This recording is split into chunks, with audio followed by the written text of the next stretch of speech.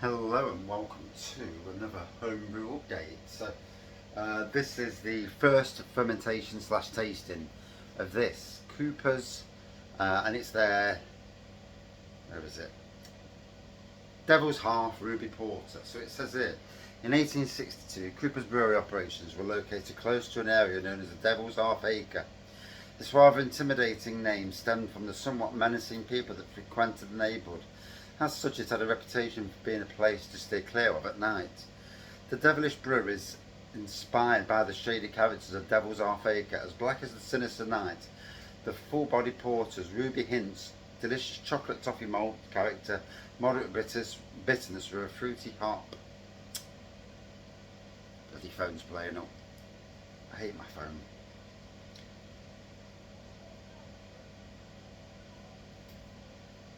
Fruity hop notes and a rich creamy head. It's sure to bring out your dark side. So, here's my barrel. What I've done, I've added the rum and raisin flavouring, so it's going to be a rum and raisin porter. I think it's going to top out the time I put the fermented sugar in and the rum and raisin flavouring around about 5.5 to 6%.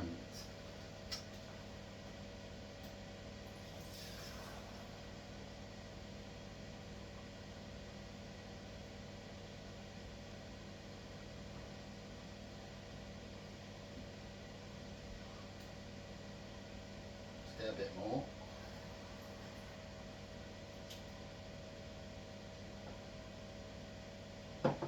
Seal that down. That's going upstairs for secondary fermentation. And there we go. So yeah, black pour, slightly off white head on this.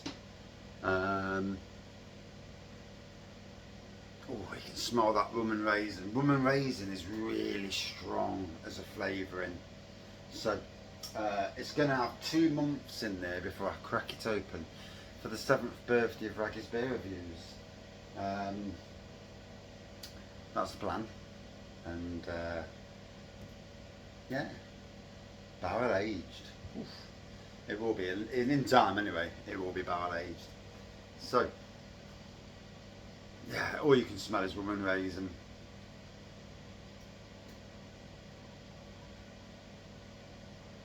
Ooh.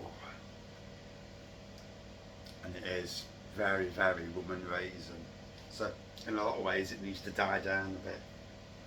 That's where secondary fermentation and aging will calm the flavour down.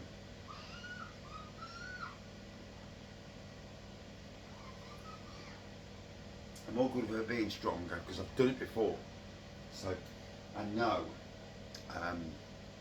it will deliver a good strength of flavour to it.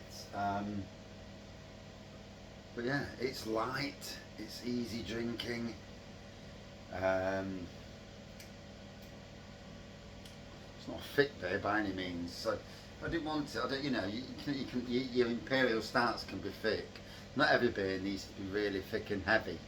This is more light flavoured stout, well, porter rather, and it is. It's just first time I brewed this kit. It was relatively easy. I was stressed when I brewed it because I'd had the brew day from hell with the blooming imperial stout, which actually has turned out really good. So, despite all the issues I had, it's looking good. Again, I've got to barrel it later. I've got to wash my barrels out in bleach and then rinse them and then sterilise them and rinse them again, just so they're absolutely pristine. You want to see what breweries do. They use caustic to clean out their barrels after they've been used for obvious reasons, because the gunk won't disappear. So yeah, it's all good fun. Cleaning out and all that.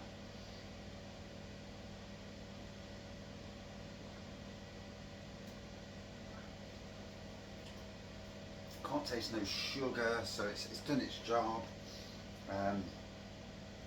Like I say, 2 days to, or 3 days, it doesn't really matter, no. Inside my cupboard upstairs, it's it's fine to sit there as long as it needs for secondary fermentation. But once secondary fermentation is complete, it goes down to the shed, and it sits in the shed. The shed's cooler than the house. Come July, it's hotter, a lot hotter. It can be anyway. But yeah, it's all nice sealed, and it's tasting all right. You know, some more ideas for brews I want to do. It's all about playing with beer kits, just getting what you can out of a beer kit. Especially if you can. I mean, stouts and porters, milds, they can all be flavoured, and then you get the flavours that you want. If you don't want to go down that all grain route, using the essences, getting the balance on flavour. I mean, at the moment this is quite strong rum and raisin. I probably could have done with using half, but I know that when I barrel aged it before, it literally, so many months down the line, it turned out to be really nice. And obviously, like, it's got a secondary ferment, so secondary fermentation will take care of some of that flavour. I have no doubts.